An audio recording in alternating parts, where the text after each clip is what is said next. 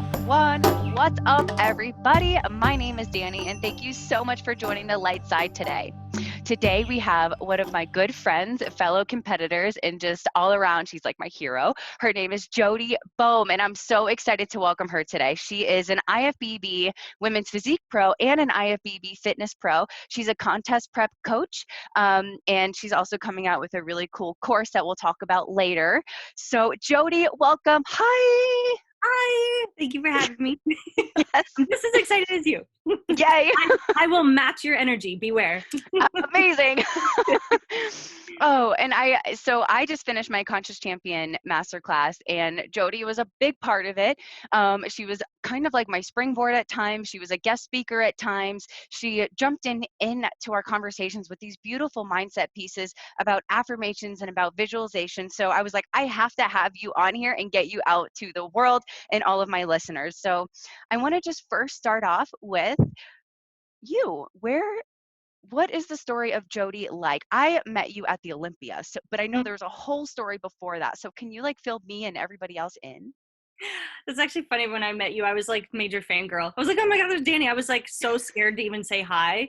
And I was sitting on the floor looking up at you, and I just saw you with Ian, and I was like, okay, I'm going to do it. And as soon as I got up, this is kind of funny, I got up to go say hi, and then you got distracted and turned to talk to someone else, and I was like, and then I just started talking to Ian. I'm like, oh my gosh.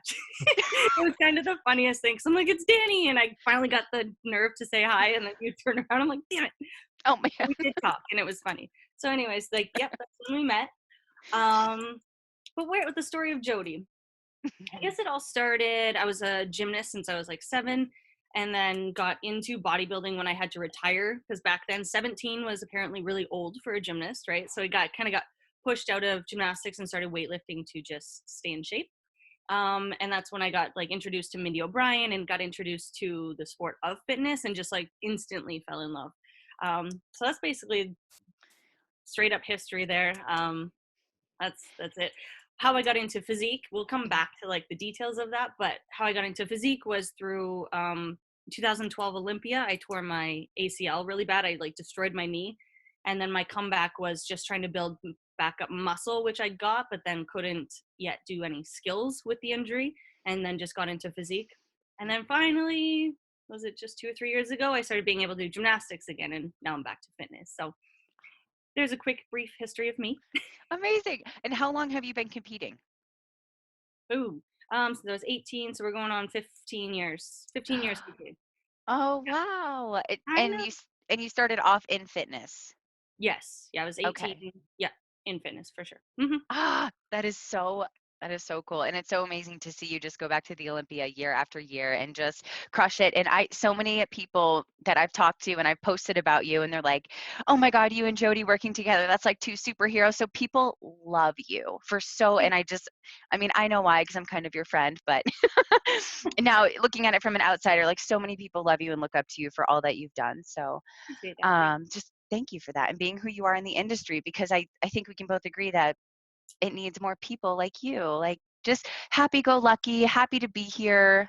Yeah, and of course, I'm always showing the happy. We all have two sides of everything, but it's the authenticity and the honesty, and just trying to stay real in the industry, which is extremely hard. But that's my definite main goal, is whatever you see is fact, is real me. So that's all. Oh, that's great. And we're actually going to get into a little bit of the social media and living in our truth and stuff like that a little bit later. First, I kind of want to unpack some mindset stuff. And I know, being a gymnast, it's very much in your mind as well. So yeah, can we talk a little bit about maybe even the parallels between being a gymnast and being a bodybuilder? It's everything. I think being a gymnast is literally shaped exactly who I am today, especially being such high level. I had the crazy Romanian coaches where I cried every day, and to me that was normal. Not that they made me cry, but it was those I just wanted it so bad, and the discipline, and how hard the session was. I think I cried every day, but it's I would do it 10 times over. It's just the discipline and learning your purpose and who you are, and how bad you want it. And I think I had that from day one with gymnastics. I know I did. Even little things learning my mindset back then. Even example, I was high level, national level, and there'd be certain sessions where my coaches wouldn't say a word to me, not a word. They just tell me what to do, And like there'd be a 4 or 5 hour session and they'd just watch me. And I would just keep redoing it, just hoping they'd say something. Like, okay, so then in my mind, it's like, well, am I doing good or am I doing bad? But in my head, I'm like, no, I know I'm doing good. I'm going to make sure they look at me like I'm working hard and I'm disciplined and I'm always trying. That's all I wanted. They know I'm trying. And it's just funny because a lot of the other girls would, if they did that to them, they would freak out. Like, oh, I think it's because I'm doing bad, or it's because I'm not doing good enough, or like they don't like me, and they'd break down. It's like, so they created like this really strong mindset in me too, is like, I don't need, not the word reassurance. What's the word I'm looking for? Like validation from your Yeah, growth? validation, exactly. It's like, which is great, but you should have your own personal validation, which I always created for myself. It's like they're not saying something because I'm trying, and that's all I can give them. I'm trying my best, and they know that. So yeah, it definitely started through that, and even through bodybuilding. Same thing. Like if I just always got to push myself. If I come first or last, I don't care. In a sense, yes, I care if I'm last, but I know that I put in the efforts, and whatever the outcome is what it is. So Oh, that's such a good way to look at it. And even just knowing that you're trying, like what a beautiful thing to bring. I mean, with gymnastics, totally. And then even with bodybuilding, and I know with gymnastics, you actually do get like placements too. So it's like, even if you got third place, but you know, you put all your effort in and you know, you really tried and did your best and dieted your best, it still feels kind of like a win if you let it. oh, If you don't, always. right? Like if you don't let that placement draw you down into the depths of like, and third place is still amazing, but some people are like, oh, I didn't win, I got last, basically. And so they just like, No, and losses really are wins. It's like you got to learn from it and grow from it, and actually like, why did I lose? Even if it's second place, it's like, why did I lose? mhm, I mean, I've of course had my moments where I'm like, I should have won, and I was angry, and like, we all get like that. Like, and I mhm, have been bitter. I have mhm. compared myself to the girl that beat me, which is so stupid. But of course, I've done it like side by side and done the whole like, man, they shouldn't have beat me. But in the end, once I calm down, it always comes back to like, yes, they should have beat me, and this is why. And it could have been something easy as I stepped on stage without confidence. Maybe my body was better, and that's why in my head I should have won. But I walked out and presented differently. I had a negative feeling, and that's why I lost. And in the end, when you sit back and you really evaluate yourself, you realize, you didn't deserve that spot, and how come, and now grow from it. Yes, and that's huge. And one of the biggest things with bodybuilding, I think one of the biggest lessons I've been taught is how to lose. Like we lose our way to the top. You don't very rarely do you like win at nationals, win a pro show, now you're at the Olympia, go for it. It's Yeah. like very rarely does that happen. So I feel like you almost have to learn to lose. But I say lose with not a lot of weight to it, because it's all going into your perfect formula. So hopefully you're asking yourself the same questions when you get second place as when you get first place. It's like, okay, also, why did I win? Because it's like, it's all going into your perfect formula. And sometimes some things you take and some things you leave. Absolutely. Like that's a huge point too. Is Oh no, I lost my train of thought. Damn it, I really had a good point there. But it's like, if there's has been times where I am on top and I am winning, but I'm actually upset about it because, not to say the competition wasn't there, but like there was nothing to drive me or push me, or there's like I won because almost by default in a sense.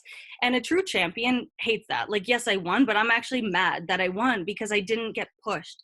And I was actually in this situation recently. I won't say who or what happened, but it's like I was on top of what I was doing for so long that it was starting to get almost boring and annoying, that I was always trying to like get everyone else below me to come up, and like I'm always the one on top. And that sounds like not a bad problem to have, but it's frustrating. It's like, because I'm never now being taught. I'm not being taught anything. I'm the teacher. I'm not being pushed to be better because I am the best. And I'm not saying this in a cocky way at all. It's like it was just the situation I was in. And finally I got like taken out of that, and I got put into this situation where it's like I'm maybe in the middle or closer to the bottom right now, and I love it. Like I'm just like climbing my way up, and I'm looking at them like I want to be better, I want to improve, and I'm not the best anymore. And that's actually an amazing feeling. And I think any champion actually likes that. So Oh my gosh.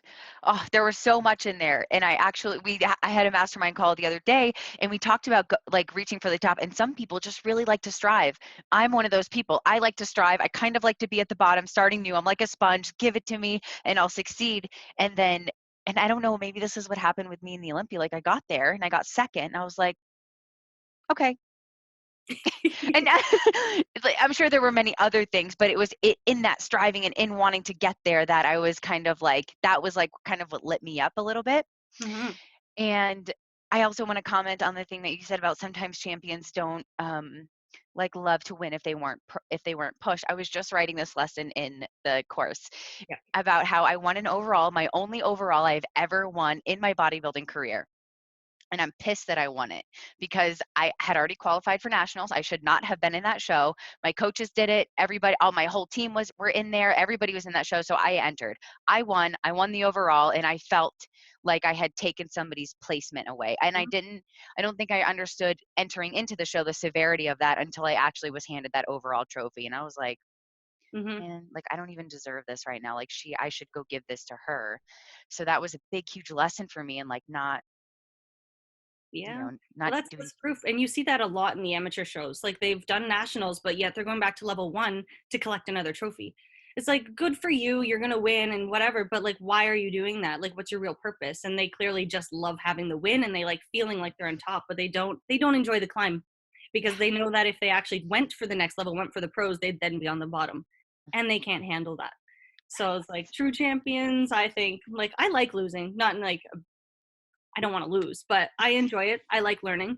That's like getting into like my injuries. Like I've been knocked down to like from the Olympia back to I didn't think I was ever gonna walk again at one point. Like, but I use that to like my benefit. So not that I was paralyzed. I over dramatic. That was over dramatic. I was gonna walk again. But I literally was like bedridden for like 3 months straight and had to relearn how to walk. But anyway, Well, let's talk about that. Let's go into the injuries a little bit now since we're there. yeah. Um, I kind of want to talk about your injuries and like what happened, what set you back. And I know being fitness, you're tumbling, you're using your body so much more than any other fitness athlete or, physique athlete. And then what was the mindset like? And then coming back, like I think you said one time in one of our classes that your quad was as big as your bicep Mm, or yeah. something like that. Yeah. It's funny, I was just talking about this. So it's like it was tiny, it atrophied so bad. So it was at the 2012 Olympia, just a few days before the show. It was my final practice. I shouldn't have done it. Like I was exhausted and I was depleted, but in my head, I'm like, I have to do this. And I went for like a certain flip when I was like, my body wasn't ready to do it. And I just landed and twisted really bad. That's when it like I partially tore my MCL, both meniscus, MCL, ACL, PCL, like the whole knee, like partial tear. And then it was like a few weeks later, I tried to, well, I competed twice with my knee like that and then completely tore it. So yeah, I competed at the Olympia with a torn knee. And then this past Olympia, I competed at the Olympia with a broken ankle. So I'm really good at competing broken. Anyways, getting back to that. Yeah, my injuries, it's like that was 2012 and I got knocked out until 2016. I think it was my next show after that. But yeah, my leg atrophied so bad it was about 15 inches around my quad, like the biggest part of my quad, and that's tiny if you know. um, so yeah, relearned how to walk and got into the weightlifting again. And how do I get into the mindset of that? Some people like I did. I went from the Olympia, got knocked down to not knowing if I'd ever compete again. And part of me, yes, I went through like a depression phase, of course. Like I wonder what's gonna happen, but a big part of me was re-excited again. I was excited about something because I now have so much room to improve. I have so much more to prove. It's like, so I take injury as, yes, I got knocked down a peg. And if I was here and I got knocked down here, now climbing back up to where I was is such huge progress compared to like some people see it as they got knocked down and when they get back to where they were, they're now just beginning, like they're back to where they started. And I just don't see it that way. It's like I can see in just 3 months I progressed this much, even though I'm still below where I was. I've progressed and now I'm gonna get back to the top, and like that climb back to the top is gonna have so much more meaning and Mhm. just so much more like, I don't know, help others get through it too. You got to change your mindset. So even though you've fallen, it's like be excited to get back to where you were, because that's not your, once you get back to where you were, you're going to be 10 times stronger mentally, physically, everything. Mhm. So you have progressed. I hope I'm explaining that correctly. Yeah, But you definitely are. And even when you come back, it's like you have a little bit more gratitude maybe for where you are.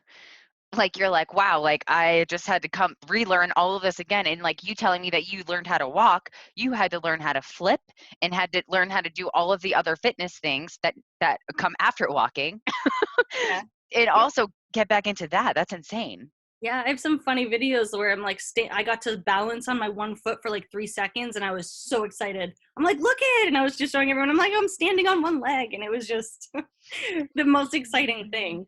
When like some people might start crying, so like I'm only standing on one leg. Like, there's like you gotta get out of your own head and like create excitement for yourself. And the better your mindset is, the faster your body heals, which people don't realize as well. That's a whole other topic. I have so much to talk about with this stuff, but you got to remember, like in your positive mindset or your excitement mindset, your body will heal faster, your mind will heal faster, you'll actually progress much quicker because you're excited about it, so you mentally want to do more. Whereas if you're frustrated about standing on one leg, you're going to be stuck at that spot for a long time, and your body's not going to want to heal because your mind doesn't care to heal.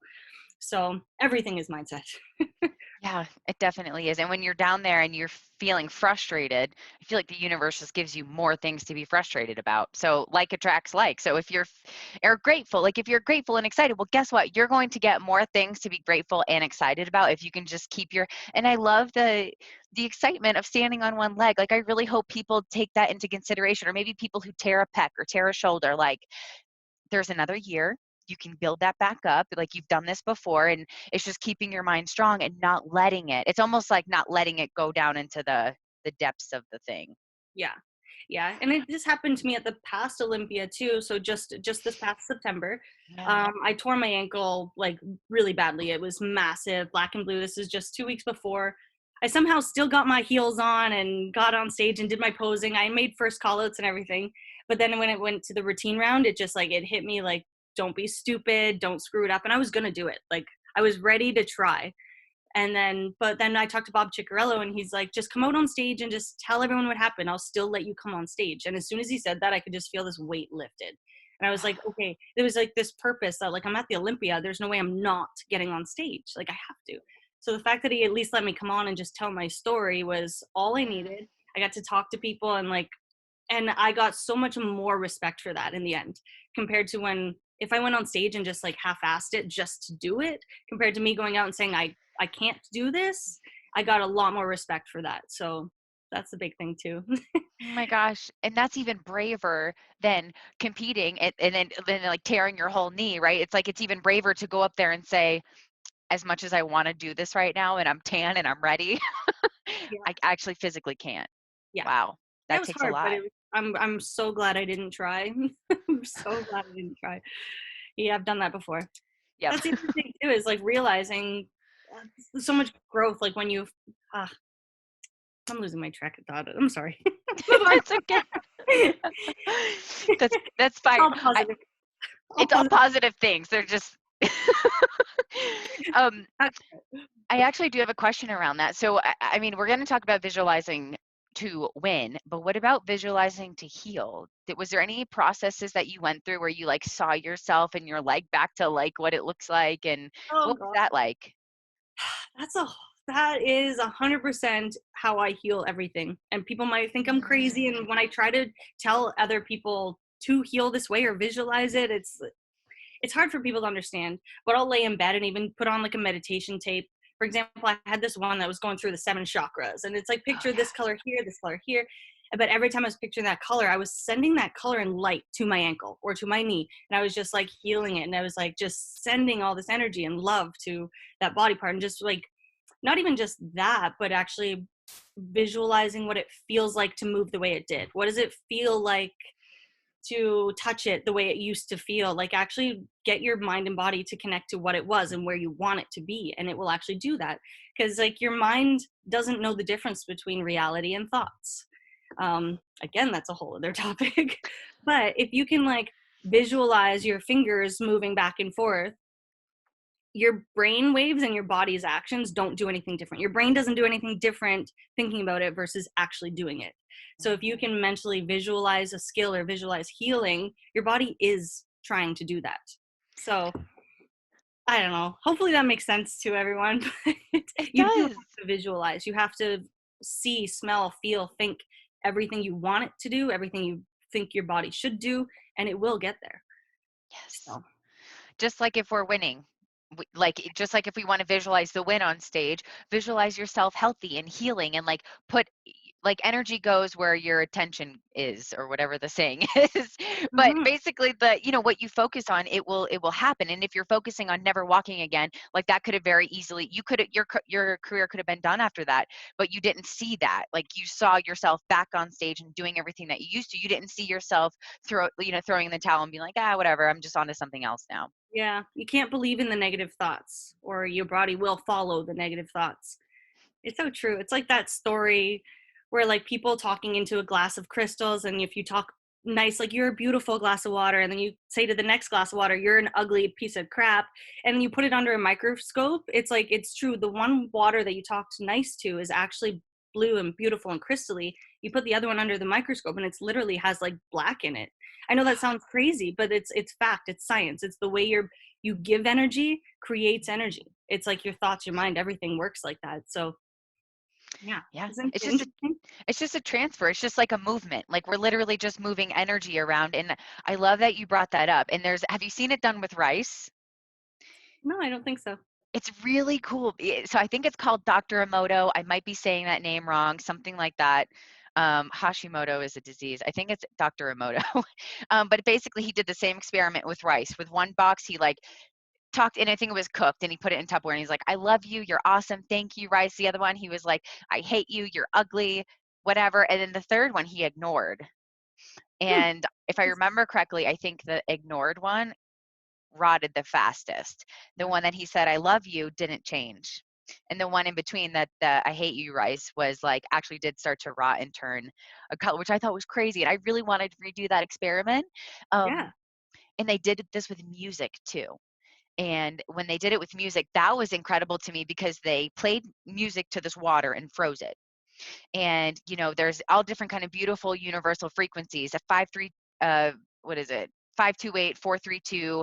These universal love frequencies. So they played it and froze the water, and it's this beautiful snowflake crystalline structure of just amazing. And then they played this other music that was like metal. Well, Yes, not that that's metal's all. Yeah. bad, death, but it was like, I hate life. And Yep, and I then get it.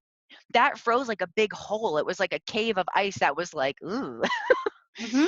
And that's just how powerful, like what we listen to, what we think, like the vibrations that hit us, even from the outside world, like what we smell, what we see, what we taste, what we hear, is all, Yes, yes. 100%. 100%. Oh, this is a topic I just love. It I could go right on is forever. There's so many things, but yeah, your mind, your body, your soul, like it is. And yes, to answer everyone's question out there, this is related to bodybuilding. It really, really is. What can your body do is what your mind believes it can do, and that's all there is to it. It's not going to achieve anything you truly don't believe in. And you could say that you believe in something all you want, but if even in the back of your mind you're talking negative or don't believe it, it's not happening. So you have to do like self-talk and self-belief, self happiness. yes. And yes, that's bodybuilding related. Totally. And bodybuilding can teach us that. So even when you're done bodybuilding, you can take this lesson of belief and of vibration and of visualizing into whatever's next. Like even into your business, I'm sure you can use all of these tools that you've learned with gymnastics, with bodybuilding, to make you a successful coach and like entrepreneur. Oh, 100%. All related. Yeah. Hmm. How can I relate it there? Well, like even like seeing your bank account, right? It's like, or even seeing like the number of clients that are coming in and seeing your course all completed and visualizing some things that we don't see yet. They're not actually here in real time yet. That's just something for me, like now leaving bodybuilding and going into business and putting my energy here. I'm doing the same shit. I'm trusting in the process of whatever I'm doing, whatever my coach is telling me. I'm like, you know what? Good. In a year, hopefully I'll be making 6 figures. I'm just going to trust you like I did with my coach in cardio. And then even trusting in myself to like do the work that needs to be done, and believing in myself that I'm capable of being at the Olympia, of being an entrepreneur. No, definitely have the belief. So like, and I believe my mindset and my belief in myself is the reason. Like I am a 4-time Olympian in 2 different categories. And like, like when I say that out loud, I'm like, wow, that's actually great. I mean, I don't look at myself like anything unreal or anything, but like, that's great. And I think that's because I do have what I don't know, I can connect everything, whether it's mind muscle connection, body awareness, discipline over motivation. I can visualize in every possible way, the see, feel, touch, all of that. And all of that's important. Like I was telling you before, it's like if one of those is missing, like that would be the reason an athlete isn't getting to the top. Like you're missing one of those things, whether it's visualization, mindset, belief, just the mind muscle connection, random negative thoughts, all that stuff. That is the only way you're getting to the top, is by connecting them all. So Can you go a little deeper into those? So I think you said the 5 senses of an Olympian. yeah. Can you like, I love that. I'm way in. Can you like pick that apart a little bit? And like how, like, and how do you do it? How do I do it? Yeah, it's funny. I was right before our call, it just kind of like threw it in my head. I'm like, the 5 senses of an Olympian is what I think, like who I am or what I believe in. And it is number 1, visualization, especially as a fitness athlete or even as a gymnast or any athlete. I visualize myself getting on stage. I can hear Bob Ciccarella's voice. I can see the audience. I can hear Sandy Williams saying quarter turn to the right. Like I can hear it. And I can, so it's like when I get on stage, I'm just reliving it. I'm not actually doing it. I'm reliving it. And I've already saw the outcome, whether, of course, things change. And I do visualize the negatives as well. I do visualize possibly slipping in my heels or missing a hand, because if that does happen, you're prepared for it as well. I mean, don't visualize the negatives too much, of course, but they do have to be there. You have to be prepared for everything. The stage might be carpet when you thought it was going to be wood floor. You got to be prepared. So visualizing in every sense. I'll even get pictures of the stage before I go on and like make sure I see the stage. I know the stage. I know where the speaker's going to be, like everything. So that's one big thing. And not even that, it's like I said, all the senses. So I can see it, but I can feel it. And I know a lot of top athletes, and I know you're one of them, is just by closing your eyes, I'll start to cry. It's like, whoa. And like you almost like snap out of it. It's like, why am I crying? It's because you truly believed you were there. In my mind, like that actually happened. I just won the Olympia. I'm crying. And then I snap out of my own head there, and I don't know, you make it real. You make it real. And then again, even the feeling, like I can lay here and not move my body, but in my head, I can feel myself flexing my quads, my hip flexors. I can feel what it's like in my heels. I can feel it. So you not only have to see it, you have to smell it, taste it, all that stuff. And it's so important to have all of it. Yeah, again, just relive instead of just like hoping for the best. Make it happen for real in your mind and then relive it. So that's one big one. After that is all like the secondary stuff would be like the mind muscle connection, the proper body awareness, and all that is like stupid important too. Is like, I believe if you have to be able to pose and flex your muscle properly in order to train properly, in order to grow properly, or to perform properly. If you don't have the body awareness, you might just be throwing weight around, and yes, you might grow, but it doesn't mean you're perfecting the movement or perfecting your body's symmetry in a sense, right? So even that counts. And then like the last like few little senses would just be like knowing your real purpose. Why are you competing? Are you doing it for the medal? Are you doing it to inspire others? Are you doing it just for your own personal growth? Me, it's for my own personal growth. It's like, what can I do? It's like I need to prove to myself, or I just have this, I know what I'm capable of, and I want to make sure I get there. And of course, inspiring others and helping others. Like I could care less whether it's first or last, because I think even the top athletes could place last, and they're still the number 1 athlete that could inspire others or motivate others, even though they got last. It's because it's the heart they put into it. It's the effort they put into it. The way their purpose is inspiring, not the first place. I've seen Mr. Olympias win, and they're not looked at like, I mean, I shouldn't say that. I shouldn't say that out loud here. But you know what I'm trying to say? Winners sometimes are looked like frowned upon because of their purpose behind it.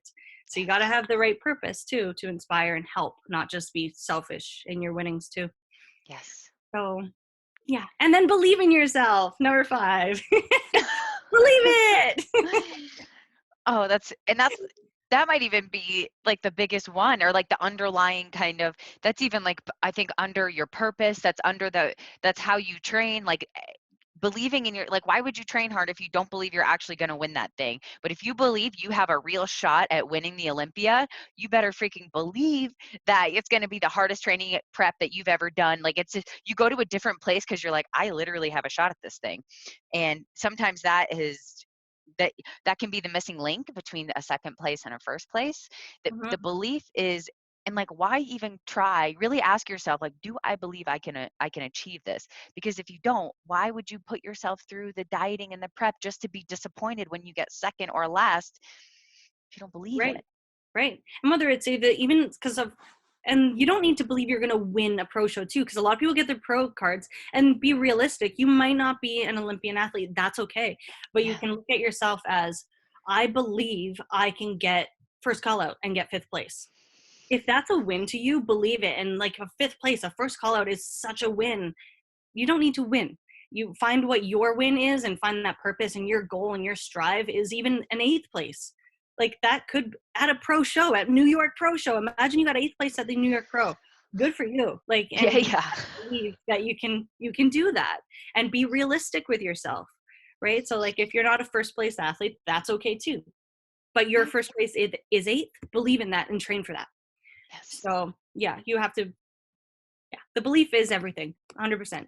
Hmm. So, and it's true. It's like I've had days when it's like, well, I don't think I can win. And just like during that session, is like I naturally give up 2 reps earlier. I'm like, okay, well, just the back of your mind doesn't think you're going to win. So what's the purpose of the extra 2 reps? Yes. So it was like, if I'm going to win, you're not putting that weight down, you know? So yeah. And we all have those days. Even if I believe I'm going to win, I will have a day where I don't think I can.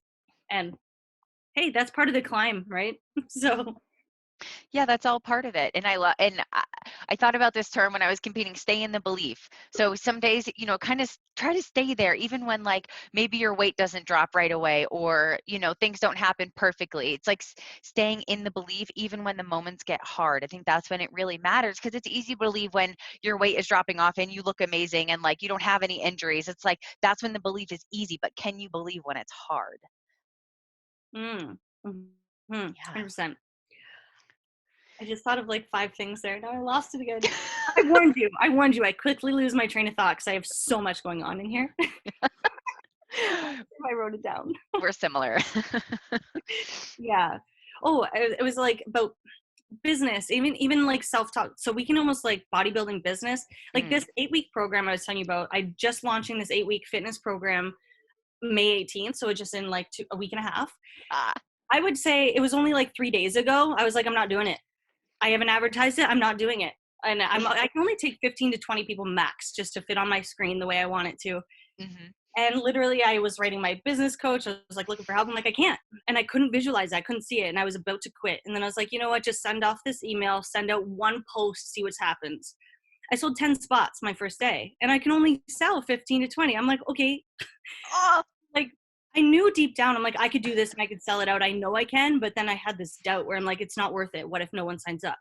So yes. like, I don't know. So we all have that, but you have to, because I truly believed I knew I could. I finally went for it, and I got almost all my signups day one. So again, you just gotta Congrats. go for it. Even if you think you're gonna fail, it's like, what's the worst? Then I realized, I was like, what's the worst gonna happen? Maybe 3 people sign up, and worst case, I refund them, try again later. It's like, at least I tried, and then I learned why did it fail, and try again. But it's what I want to do. So why did I think about quitting? I don't know. But Mhm. thankfully I didn't. Good. Oh, amazing. And tell me a little bit about your course. Um, well, yeah, with coaching, I am a contest prep coach for like all categories. But my baby is fitness, and I'm realizing that more and more as like the years go on. It's like, this is what I do. And part of me was almost ready to retire competing just to coach, because I love it. I just love helping other people, and like teaching, again, the fundamentals and the basics are what creates the highest level athlete. And I'm trying to teach all the athletes that, like, going to do a triple backflip is cool and all, but if you can't do the proper run and jump and the simple back walkovers, you're still going to fail in the end. um, so yeah, what was the question about my course? what I do I just do? wanted to hear I just wanted to hear about it. What did you ask me? I just said so what's going on with your course? Like, tell me about it. Yeah. Oh, so getting into fitness. So when I watch fitness routines, I don't want to say like I'm picky, but I am. And I'm very big on like knowing that the beginning of your routine needs to be as strong and powerful as the end of your routine. And I know that's part of the score. And it's like really obvious when girls start out powerful and then they purposely put weaker skills at the end or slow down at the end. It's that makes you look weak. That makes you look like you're tiring out. And like, I don't like that. So my form of training I try to teach people is I never often train my routine skills fresh. Like I will to do them perfect, but I'll purposely go for like a 2-minute sprint and then try to do backflips and then try to do my handstand because that's what it's like on stage. You gotta prep for that. Or even if proper push-ups. Like I see pro girls doing push-ups and it looks like they're doing half-ass push-ups and their face is hitting the ground. And it's like, well, you're a pro and you're being marked on those things. I want to teach you proper power and proper engagement with the audience. And I can go on forever about this, but I want every athlete to be truly the best they can. And sometimes I see athletes that they could kick my ass, but there's something missing about their routine. Like there's a link missing, like they're not telling the story properly. They're not transitioning properly. They're not engaging the audience, but their skill is there. And it's frustrating to me. It's because again, like we were saying earlier, it's like I beat you, you could have beat me, but something was missing for you. So like I want every athlete to be the best so that if I do win, and I coach a lot of fitness girls. I coach girls I compete against all the time. So, and it's like, I truly believe like I want them to be their best and compete against the best. So anyone listening, and if you're in fitness, like I coach you because I want you to beat me. Like I want you to beat me. I'm not coaching you to I'm not going to coach you and like hope that I'm better. No, I want you to be better. Right. Like that's the goal of a champion. Right. So yeah, anyways, back to that is like I'm teaching proper high kicks with straight legs, pointed toes, because even that, if someone can kick over their head but their toe isn't pointed, it just naturally looks ugly. It does. Whether you're a gymnast or not, you notice it's ugly, and people just forget to do that even though they're pros. So yeah, going back to the fundamentals: strength, power, push-ups, agility, all the basics to make your top skills better. So That's I hope I amazing. explained that right. I have no idea what I just said there. You did. I had goosebumps from head to toe. I was like, oh, Jodi, I can't move right now. Like it was so great. I cannot wait to hear at the end of your program. I cannot wait to hear how it goes. I can't wait to read testimonials because I just know that it's going to be incredible. Mm-hmm. And I love the idea of bringing technique back to the fitness routines because sometimes people come from cheerleading into fitness.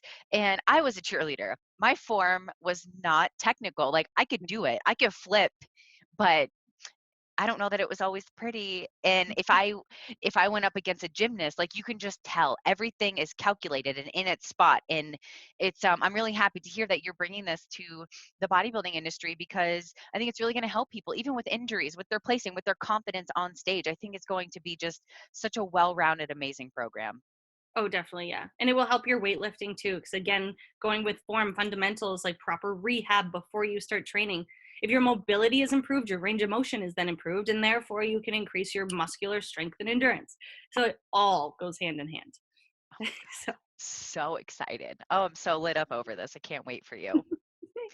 Okay. Ah, okay, so we went over mindset visualization.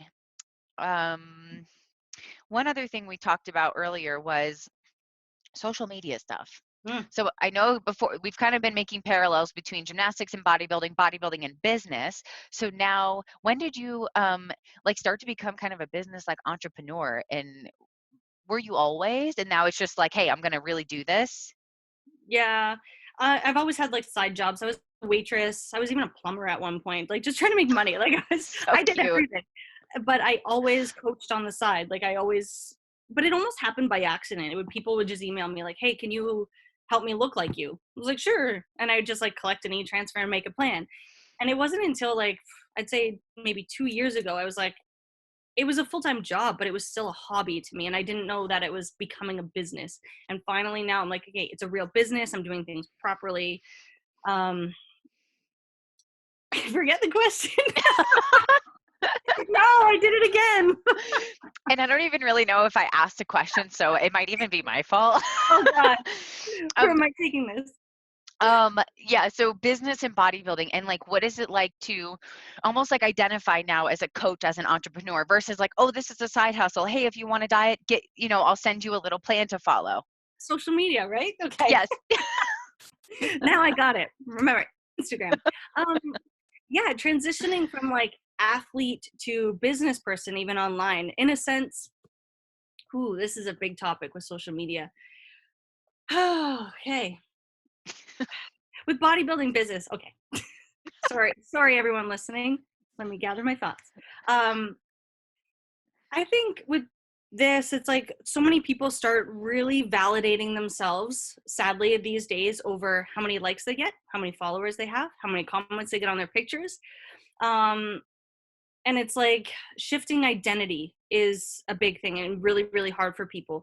So this even happened to me recently, and it's still happening, and it's still hard sometimes, is like I went from growing my social media because I was flexing and showing things, and people were like, oh, I like your biceps.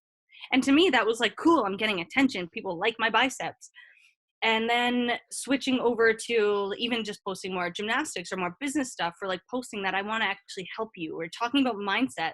It was insane and hard at first to see how many people stop following, stop liking, stop commenting, because you're not showing them your body. As crazy as that sounds, and it's like people validate off.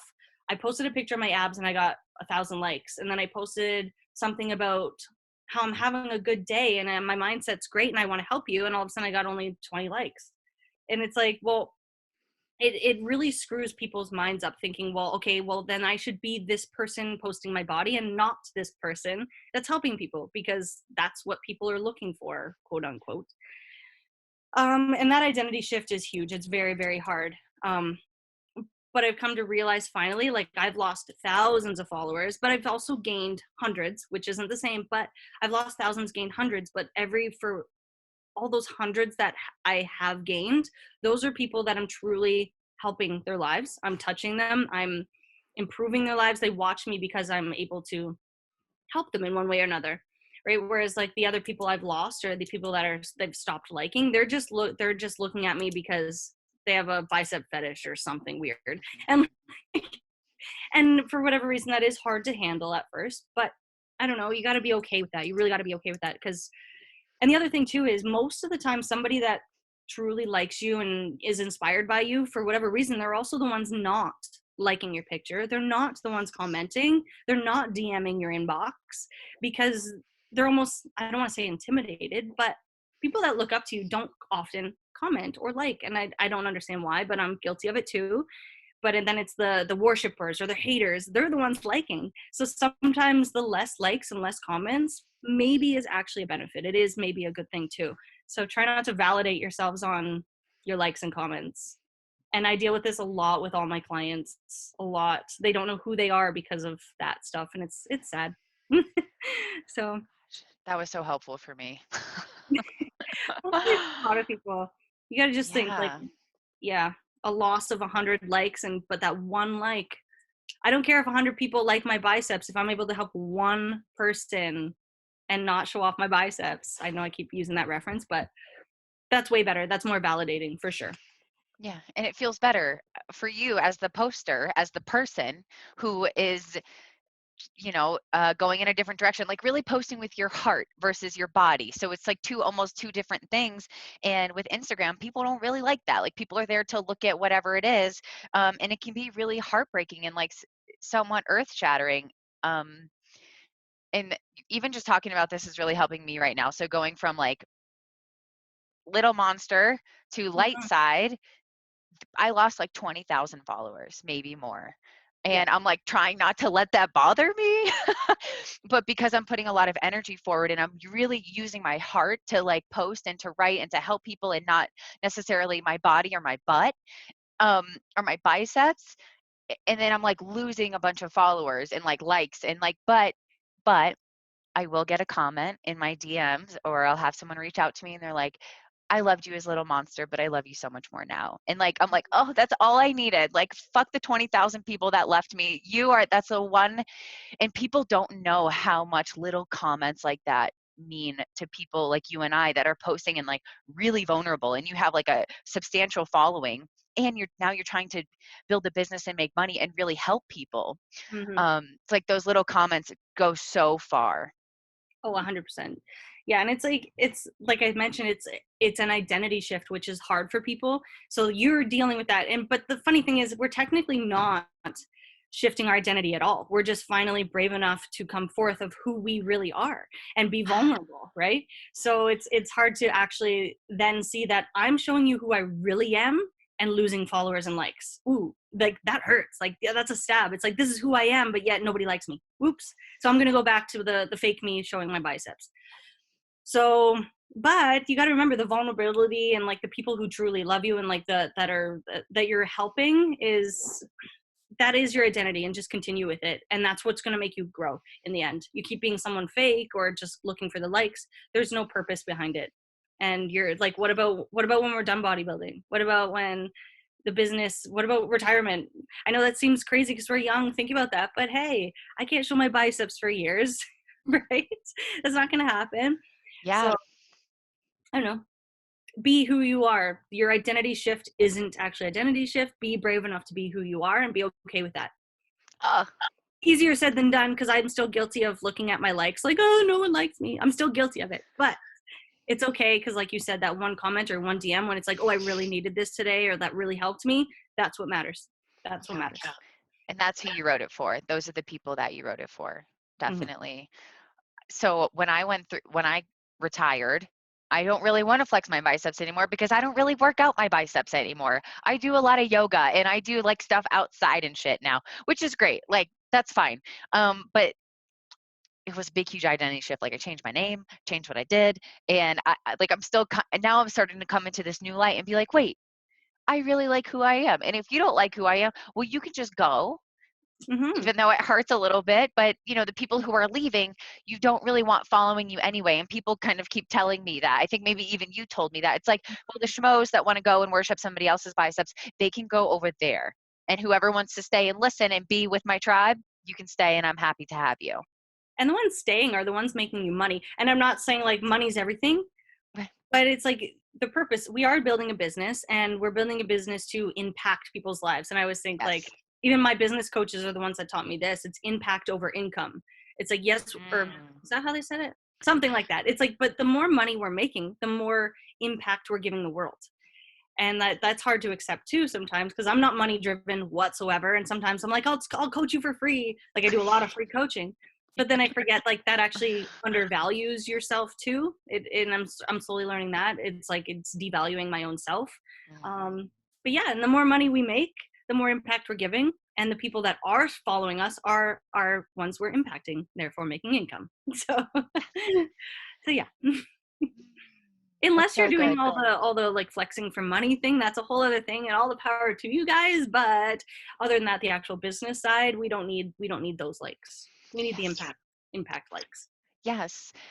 And even there's a girl in the Conscious Champions who was kind of switching from doing the making money, flexing, and doing stuff like that. And now she wants to sort of be a coach in a way and do like more mindset stuff. And that's been a huge shift for her because she built her following off of being this one version. And she's like, it's just not my truth anymore. She's like, I don't want to be that person. And then you go through all the scary things. Well, what if nobody likes it? What if everybody leaves? What if all these things? Um, but you just have to go because your authenticity is more important than any fear that you could possibly have. Hmm. Yeah, and you could be helping someone else go through a transition too. Like everyone's facing identity crisis. Everyone is. So like if you can switch and they stay with you, maybe you can impact them to be brave enough too. Yes, yes. And I love impact over income because me and you are super similar. Like, we do a bunch Yeah. of shit for free. I think you were like, no, I'm definitely paying you for your course. Like, you were like, let me. So, Yeah, I know. I mhm. sent I sent you money and you're like, "No, I'm sending it back." No, Dani, keep your money. Like, it's so funny, but I do the same thing. Someone's like, "Can I pay you?" I'm like, "No," but then I'm like, "Yeah, I guess you should be paying me." But it's just like you said, we like the impact more than the money. But the more money we're making, the more impact we're giving. So we got to shift our own mindsets that way too. Yes, and we're allowed to give. And what's funny is knowing your worth and your value as an athlete. what you can do physically is almost like no stress. It's like, I got that. I can get that skill. Like I have total faith I can get to that show. But then when it comes to business and making money, it's like a whole new limiting belief, all new fears come up, and it's just insane. And I wonder how we could start to get almost like the awesome athlete that we know we are Mm, into the business side of things. 100%. Yeah, I'm working on that a lot. Like, I have business coaches, I have mindset coaches, I have a lot of coaches, and I Good. believe everyone should have coaches. Um, just hold you accountable and just, again, keep growing. But what was it? I lost it again. I'm awful. What did So you did say? I. I I had a don't good point. We I don't suck. know. Oh,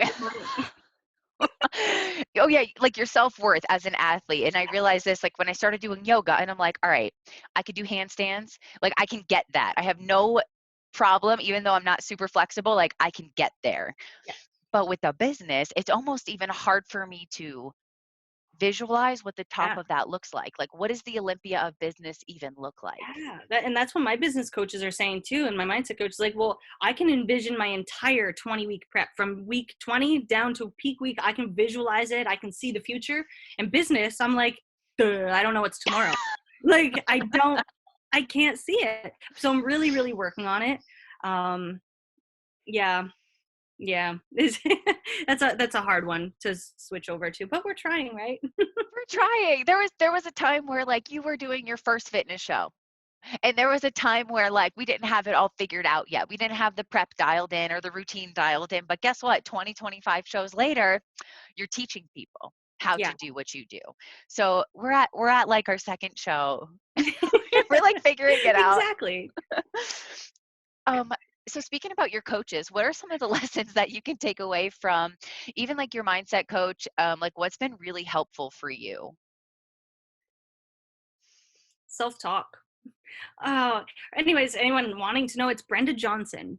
Brenda Okay. Johnson. She is like my hero. Just taught me so much. Does hypnosis, NLP stuff, and it's just like a lot of self-talk and understanding your subconscious mind. And once I learned about the power of the subconscious mind, I think like everything changed. I've always been extremely mentally strong, but when I realized the way you talk to yourself and the storytelling, it's just insane. It's like, how often are you in the shower? Do you even realize the stories you're telling yourself? Like, I used to just be like, almost sad, and I hate to even admit that, but it was always weird negative things like, oh, I didn't put the dishes away, so now my mom or Sean or someone's gonna be mad at me. But if they get mad at me, I'm gonna say this and have an excuse, and I'm creating these crazy scenarios. Everyone does this, just so you know. Yes. But I'm creating a scenario, and I'm predicting the future conversations, and they're always in like defense mode. And it's like, well, why am I doing that? Like, why am I creating a negative story before it even happens? When it's like, Mm. let things happen as they come. So she taught me so much of like, if I see myself storytelling, just cut off the story and start something fresh. Start visualizing, not storytelling. There's a big difference. If you guys really start to like, in your silence, you're never silent. Nobody is ever silent. You're always telling a story. See if you can actually not tell stories, but visualize, create. Stop telling a story, create. And that was like a huge game changer for me. It's like, and I still storytell, but I catch it. I'm able to catch it now. It's like, hey, stop doing that. Create what I want, not create what might happen. Right. So yeah, self-talking, self-storytelling. Oh, that's so good. And it's such a practice, isn't it? Like you have to be up here. You have to be the observer that sees all the negative thought patterns and sees the positive ones and catches yourself. And sometimes the most important thing I think is the awareness of it, because then you don't let that story drag you down into the scenarios, into the aftermath, into the everything. If you can learn to stop yourself, eventually that gap will get smaller and smaller, and maybe there won't be as much or any storytelling that are Mm-hmm. negative. Yeah, Brenda's famous line, and she'd just be like, when you hear those voices, she's like, "Thanks for your opinion, but you can go now." And then she just like shuts up the voice and starts talking to a different voice. I appreciate your opinion, but go away now, and like switches over, and like that just like stuck in my head. It's kind of funny. So God, that's so great. And we could use that too, like even getting ready for competitions when you're like having doubts and you're like, oh my gosh, what if this competitor shows up? And you're like, thank you, go now. And then go. and it's like even in just this the awareness and the stopping is where you win. Mm-hmm. Yep. As soon as you can like shut it up, it's hard. It's really hard to shut it up because you believe what you're telling yourself. It's like a true story. Like, you're telling the story for a reason, so I'm going to keep telling the story. No, you're not. You just like storytelling.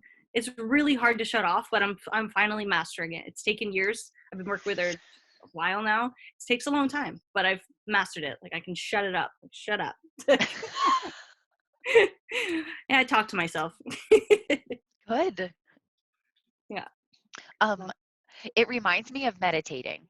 So you know how like with meditating, you'll trail off into a thought and then shut it off and come back to your breath.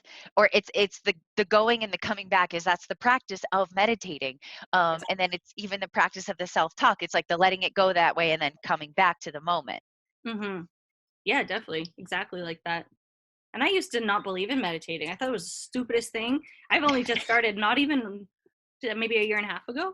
Okay. It's crazy. Even that alone has changed my life. Like, it's crazy. I can look back, and I've always been a strong, good person. I'm a good person. But it's just like when you finally get the mindset switches and stop storytelling and start creating, be a visionary, it's like your life will change. It's worth it. Worth it. To And what is, meditate. Meditate.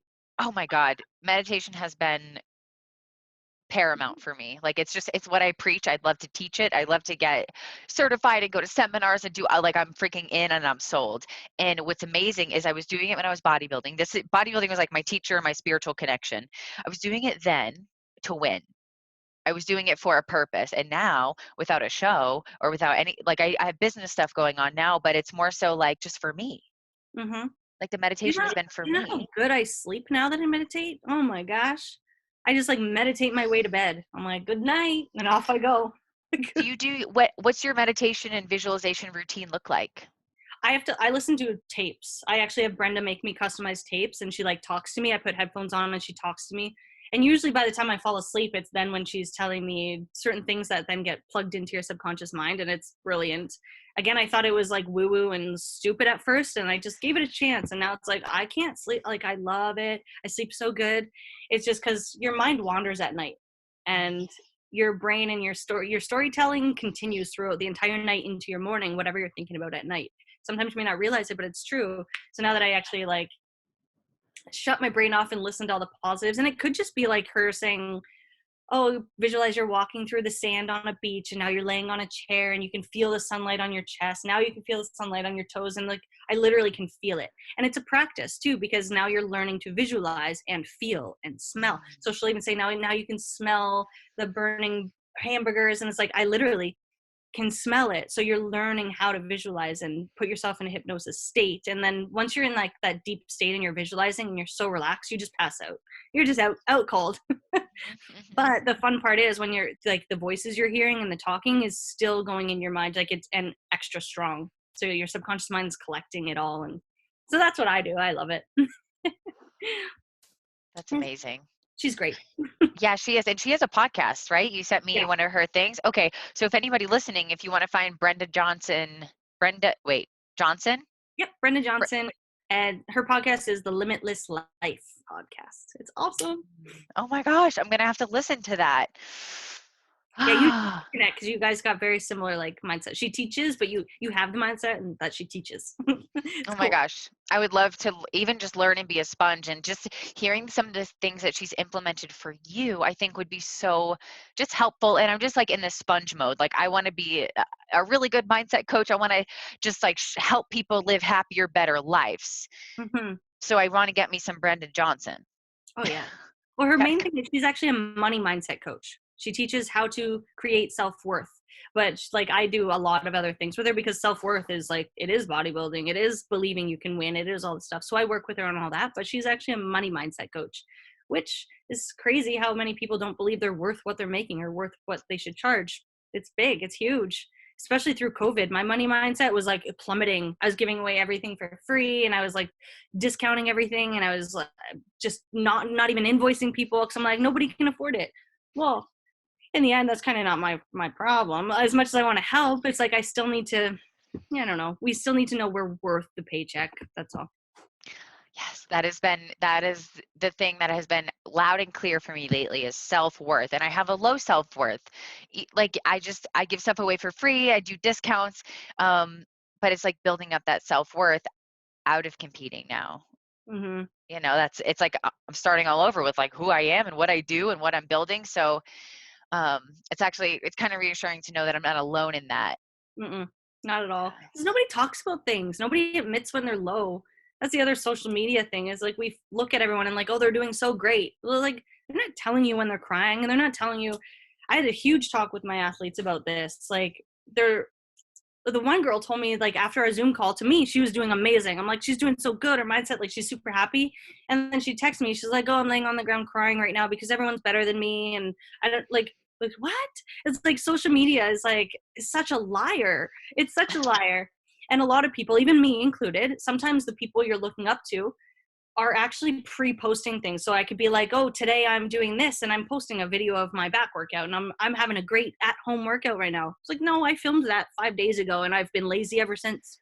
Like I did that. I took an entire week off and I ate junk. I had some glasses of wine. This is recent. This just happened. But I still posted every day like, not that I'm being fake. I'm not being fake, but I'm still like, I mean, I'm not admitting that I'm not working out, but doesn't mean I'm being perfect every day. And that's social media. So Yeah, that is don't social forget media. that. Anyway. Well, is there any other like mindset or any other like tips that we didn't talk about that you have up your sleeve? I think we covered a lot. I'd say just remember that motivation isn't a real thing. Like, of course, you're going to have motivation days, but just be disciplined and always just go back to your why. And I don't know, because there's like, I think even me as a top athlete, I'm only motivated 50% of the time, really, but I'm motivated to be disciplined. So use that too. Like, I don't know, don't stop looking for motivation or inspiration or whatever, because it's not always there. It's not Just always do there. your why. Do your why, be disciplined, and go for it. Discipline is huge. My favorite quote is discipline is freedom. Yeah. And I think about competing so much because when you're like, even like thinking, oh, can I have a bite of this? Like you're automatically in an internal battle with yourself. Can I have this? Should I have, oh, I'm just going to have a bite and throw the rest away. It's like, no, your discipline actually, if you're being disciplined, says that's no. And it's for me, that's like, that sounds like freedom in my head to not have that battle at the candy aisle in the freaking grocery store. or to just like go do the cardio. Yeah. Don't put it off, just go do the cardio. And now it's almost like you're free from your own mind when you're disciplined. Isn't it crazy how we rationalize everything? I'm like, okay, I will extra 3 rice cakes and it's because of this. Like, there's no reason, but we find a reason. It's so stupid. Just I'll make up for it, or it's like I deserve it. It's like, no, you don't. That's just your weird, stupid voice wanting it. Like, get rid. Thanks for your opinion. You can go now. I'm gonna go do cardio. Goodbye. Bye, Felicia. Yeah, exactly. Can I swear here? Ooh, anyway. Yeah, oh yeah, totally. I'm a sailor. Thank God I'm wearing black. I got the biggest pit stains right now. Whew. Oh my God. I'm sweating. So Jodi, where can people find you? You can find me at Jodi Boam on Instagram or jodi@kaboom.com for my email, or Facebook, same, just Jodi Boam. I'm Jodi Boam. I don't have fake names. I'll say that again. Jodi Boam, everybody. And that's JODIBOAM. There we go. Oh, I love it. Awesome. Jodi, thank you so much for No your problem. time, for your energy, for your input, for your friendship. I'm super happy to have done this episode with you and super happy that we're even more connected now than when I was competing. So grateful I know, for you. awesome. I'm glad I was brave enough to say hi. Hi. Hi, Dani. It's like, awesome. oh my God, come here. We're friends. I know, I love it. Well, thank you so much. Yes. Thank you. And everybody, thank you so much for listening. Thank you so much for joining the light side, and we will catch you on the next episode. Peace. Peace.